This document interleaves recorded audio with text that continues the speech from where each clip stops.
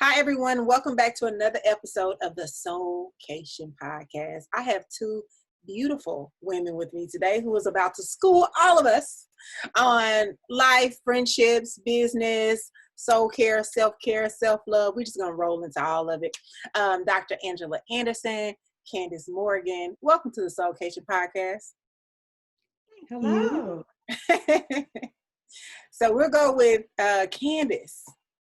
Yes. With your introduction first. Tell the SOULKATION podcast who you are so they can get to know you personally.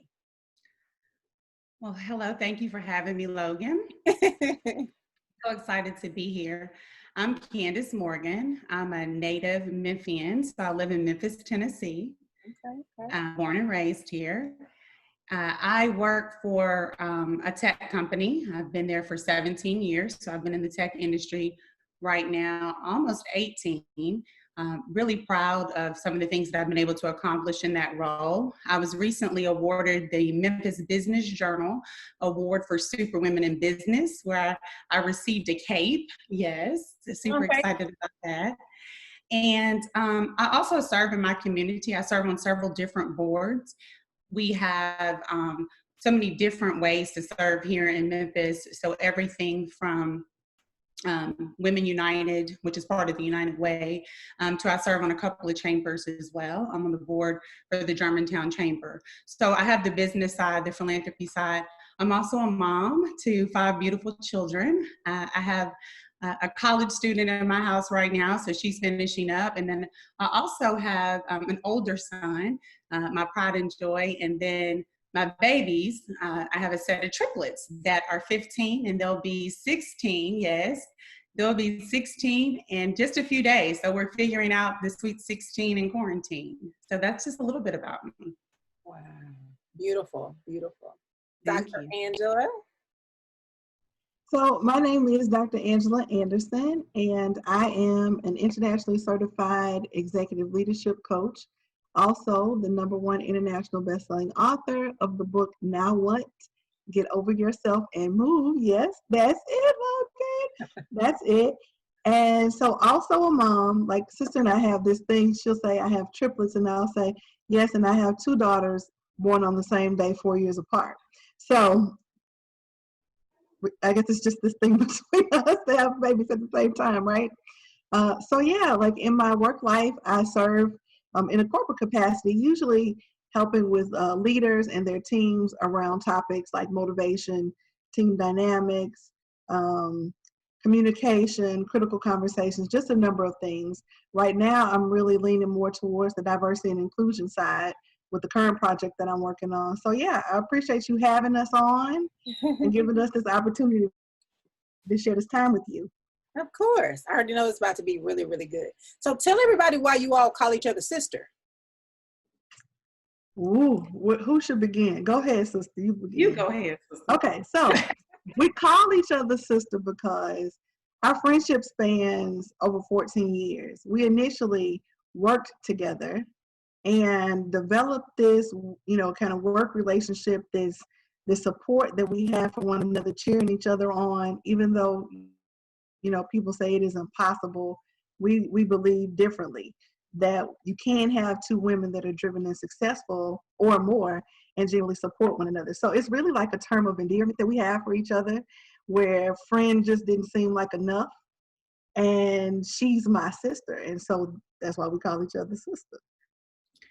And then we show up for each other over and over again. And when we decided to come up with the name of our podcast, which is Just Be Real, Sis, I would call her, she would call me and be like, sis, let me tell you, sis.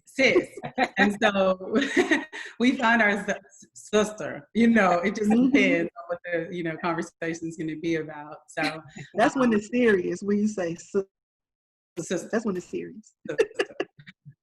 I love it. And I love that you said it. People say it's impossible, but it's really, really not. You said what? No, the quarantine behavior. That was my dog was barking. But I'm happy that you all have been able to maintain a friendship and a partnership. What are some tips that you could give friends that want to go into business together or start something together, and they just haven't had good working relationships with female, male, it doesn't even matter. What advice would you give them? Well, I'll start, and then Sister, you can chime in. The first piece of advice I would give them is to go to an episode that we recorded. It is called Collaboration Over Competition. And I know that that's really popular. It's getting thrown around a lot, but we show people what true collaboration looks like and showing up for one another, supporting one another through different projects. So if you have an event, Angela, she's a best-selling author and a speaker. So if she's attending an event or she's speaking at an event, I'm right there in the audience. If I need to be cameraman, I'm cameraman. If I need to carry her purse and get her water, that's what I'm doing. So that's just part of some of the relationship that we have. But when people use that collaboration over competition, are they really showing up for one another the way that, or does it just sound good? Are they just doing it for social media? We show up when no one's looking. Come on. Yeah, and like that's critical. We have developed this trust for one another. Like we call it putting in the work. We put in the work with the relationship that we have, and we're clear about the things that we want. So there's a lot of alignment about not only what we're doing, but the reason why we're doing it, because we are committed to being impactful, and it's not about being impressive.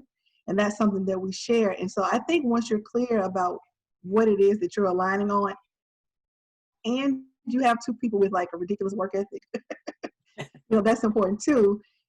It just works. It just works. That's beautiful. That's beautiful. So how are you all able to, I don't like the word balance because that's not real. Like it's not even real. You all are in serious relationships, clearly. You have families, you have business. How are you able to manage each well? How are you able to walk in harmony with all of these different things and still be at peace? We have each other. That's first. We talk about that all the time. And we're just very intentional about how we, not to use the word balance, and I'll let Sister tell you how she looks at it because she has a special way that she refers to work-life balance. So I'll let her share that. But it's really just showing up for what needs your attention at that moment and being intentional about it. So sometimes business is top priority, so that gets my attention. Sometimes it's my family, so that has to be top priority. And sometimes, it's my sister circle. And so I show up for them. And so I think it's just a matter of being present and mindful of what needs your time and attention at that particular moment. That's really good. Yeah. So I use the term work-life integration, and where I got that from was, to your point, I feel like we can have it all. We just can't have it at the same time.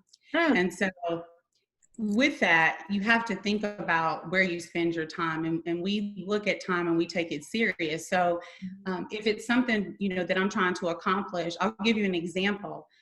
I was at work doing, had several projects that were due. And then I also had to do an episode of the podcast, or got to do, love to say that. That's probably was the highlight of my day for that particular day. But then I also needed to cook brownies for the kids. And I called Sister and I said, today's been a tough day. Now I have to do this too. And she said, no, you can go to Costco. Oh, okay. You can just go buy the brownies. Oh, it's that easy? And so it's, that's where it comes in at. And, the other thing I will say, and it took me probably several years to get to this place, and Logan, to your, your book, it touches on this, but about forgiveness of self and being able to, forgive myself really quickly on, if I mess up, if I wasn't number one mom today, guess what? That's okay. That's okay. I can start over again tomorrow. I get another shot at this. And I think that's important too, just forgiving yourself quickly and moving past it. So there is no such thing as having, a perfect life. Perfect is the enemy, in my opinion. That's good. That's really, really good. So what does it look like as far, how have you all structured organizing your time, organizing your day with the things that are on your plate? Like, how have you structured your time to get more stuff done? What have you had to eliminate or add in? No, you see us smiling because a lot of days we're like, honey, we are doing the best we can. We're trying to listen, if we are going to have a real conversation about this thing, a lot of days we are doing the best we can.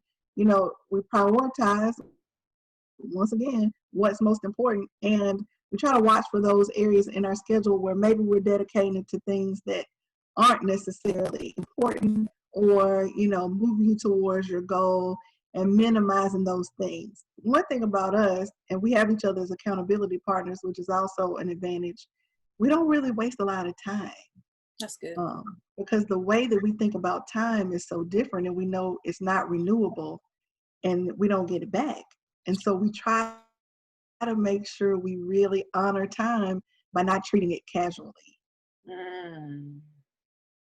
That's good. We also, you know, live by our schedules on our calendar, and we put things on the calendar. And then we have some non-negotiables. So recently I started doing a 5 o'clock walk with my children, and I so look forward to it. And we leave our cell phones at home. Well, guess what? At that time, there is no, okay, well, I'm just going to let this, you know, bleed into that time. At that time, I'm stopping, I'm going out with the kids. And so I think to, you know, really answer your question, when you put things on a calendar and then you stick to it, and then you have an accountability partner, I'm not saying that some things will not fall through the crack, because they will, but to me, that's been extremely helpful. I have some non-negotiables. I'm like, nope, it's 5 o'clock. As a matter of fact, the other day, they were texting me, and I sent them a text back. I sent them on a virtual lunch break, and they're like, what? And I was like, yeah, I said it. Because typically I'm so accessible, but I'm just like, no, I need to be organized. I'm sticking to this, you know, schedule, and that's that. So I like that. Unapologetically, yeah. Come on. Okay. And I don't apologize for it. All right. I'm going to go through some quotes that I loved on your social media pages. And we'll just tell me what you were thinking when you wrote that post. Angela, you said, ask for what you want and what you are worth. What did you mean by that? Well, it's pretty self-explanatory, but I think sometimes we do one and not the other. We'll say what we want, but we'll measure it against what we think other people feel like we deserve. And, you know, you got to ask for what you want and for what you're worth. And back to your point, sister, it has to be unapologetic. You know, we have all these things in the world that want to try to make us question what we bring to the table. And so that post was a reminder that you have to speak up for what it is that you want, but don't discount yourself. Like, walk in the fullness of what it is that you offer, and make sure you do it consistently. So that's where I was, you know, when I wrote that post. That was good. Candace, you said God can't heal who you pretend to be. Listen. Do you think we out here pretending a lot? I think that people are so afraid of operating in their most authentic self. They are just so nervous about it. They are living versions of who they think you want them to be. And, you know, I was listening to another podcast the other night. The guy was talking about, have you noticed, like, let's say it's a high school reunion, people will go on a diet, they'll look their best, they'll show up at the high school reunion for everyone to see them. But then, you know, a few months go by and they're back the same way. And he said that's because they go back to living the version of who they think they really are. What? And so when I put that out there, I just know my own personal journey. I've had to really be transparent, be open, let some things break in my life, put it all out there, say that I don't have it figured out, ask for help before I feel like God started healing me. Because we and sister says this all the time, we can put makeup and pearls on pain, but there is no healing that's happening.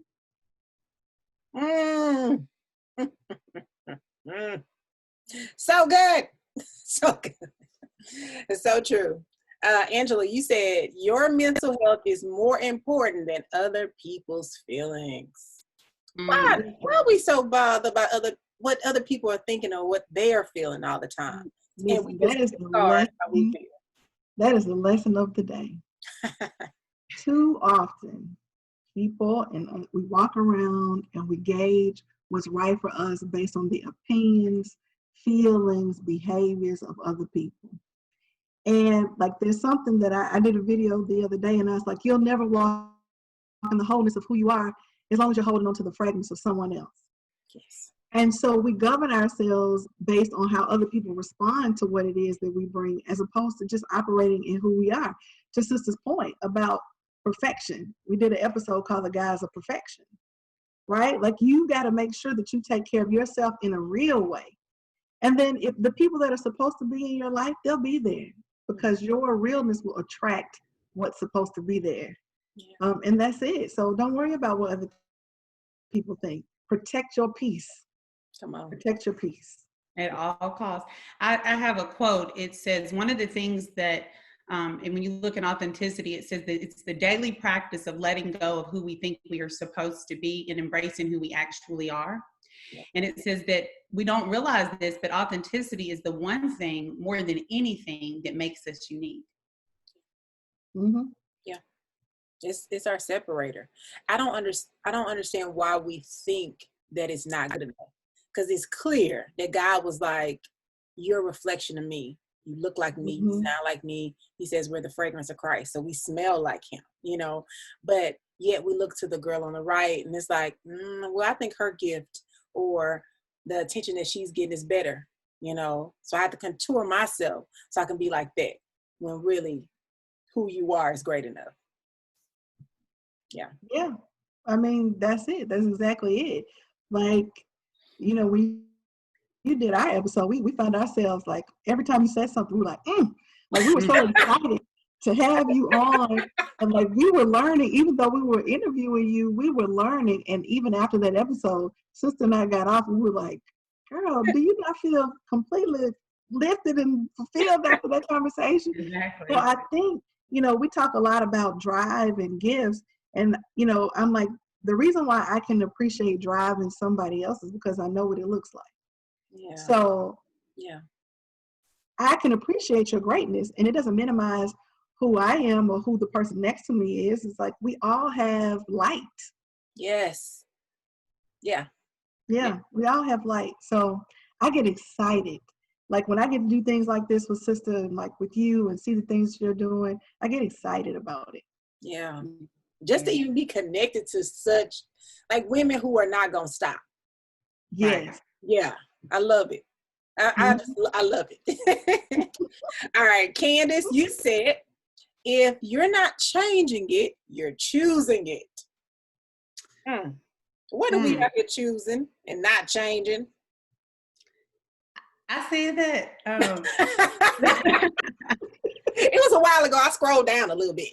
Yes. So, and that's tough, right? That's an ouch moment. But the reality is, you sign up for so many things, and you will quickly go to, well, I can't because of this, or you know, my mama did, and my daddy did this to me, and this, and those are real things. Those are real things. But at what point do you take responsibility for the joy in your own life? At what point do you then say, look yourself in the mirror and say, okay, this is on me, and stop masking the pain? Back to what we just said earlier. At some point, I have to say, you're making a choice. You're signing up for that bad relationship, that job that you hate. You get in your car and you drive there every day, or whatever it is. So you are choosing it. And I'm not saying that things don't happen, because they do. That's just the reality of it. But probably what 90% of the things that's going on is because we're allowing it to. That's so true. And since I know you want to chime in, that's a big one for you as well. So I am so big on choices, right? And the choices that we make. And a lot of times, you know, you hear people say, they'll blame external things for why things happen. And I'm like, until you take ownership of your choices, you will continue to make the same choices. It's like moving to a new house, but you pack up all the same things. And when you get to the new house and unpack, you wonder why it looks the same. Well, because you packed up the same stuff. Hello? Same house. And now you mad. You mad. Right. Why do I have it? Because you brought it. Because you packed those boxes and you brought the same stuff to a different location. So we just have to choose differently. Yeah. And that's the only way things will change, is if you make different choices. Yeah. And I think Comes we down have to a to, decision. that's true. Yep. Yeah. Inside of our choices, I feel like we got to heal differently too. Because this little, let me go get my nails done and toes done, and I'm healed. No, feel the same. If only it were that easy. If only it were that easy. Yeah. Healing You're is masking it. You're masking it. Yeah, you're masking. So what is one practice that you all would suggest for women to adopt in their lives when it comes to healing things that have been pretty hard in their lives? What would you all suggest? So I guess I'll start. I think healing begins with honesty. You've got to get real with yourself. So like one of the things that I'm like, if you want to heal, you have to get real. So it can't be cute. It can't be dressed up. It cannot be, makeup on it. You have got to get to the real version of who you are and figure out what it is you really need to heal. And until you're able to look at that thing as it is and not as you want it to be, or the potential of it, is not going to happen. So be honest about the areas where you need to grow and develop and learn, and then start putting action towards actually making that happen. Yeah, that's good. I think you need to live through it, go through some things, experience some things. Because what you'll find is you'll be able to tap back into that strength later on in your life. There are so many things that I've gone through, and I look back, and that's what, keeps me going. I'm like, well, I got through that, Candace. That self-talk, it's a big deal. And so, go through it, go through some painful things, and then watch yourself. And, if you never know your struggles, you'll never find your strength. And so I think it's just so important to go through it. And then, I have a very strong prayer life, and I'm extremely faithful.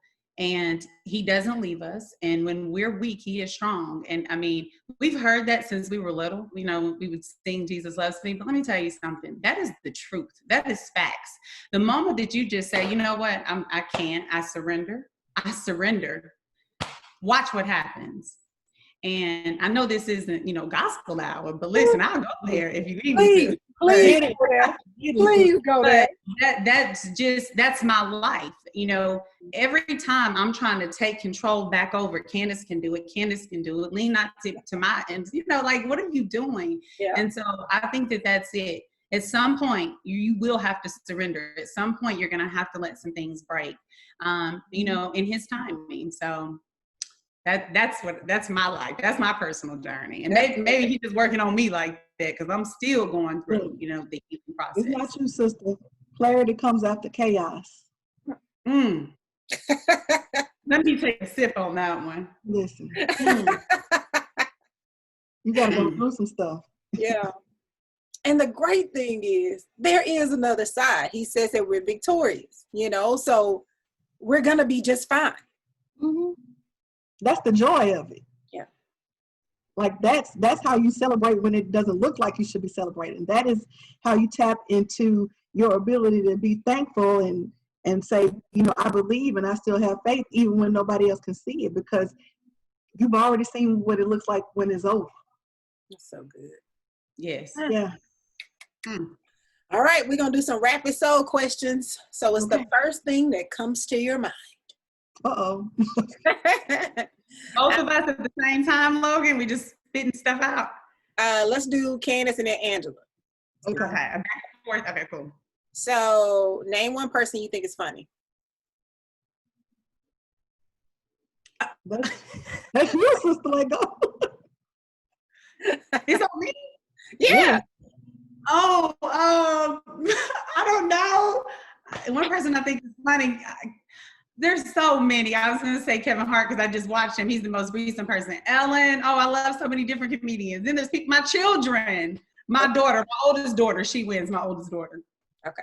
My sister, who is the comedian that we went to see when you almost... Oh, Gary Owen. That is, okay, because you put me on the spot. He is hilarious, and I've seen him in person. Logan, I have to tell you this. So I'm sitting in front of her. She's sitting in front of me, she's in front of me.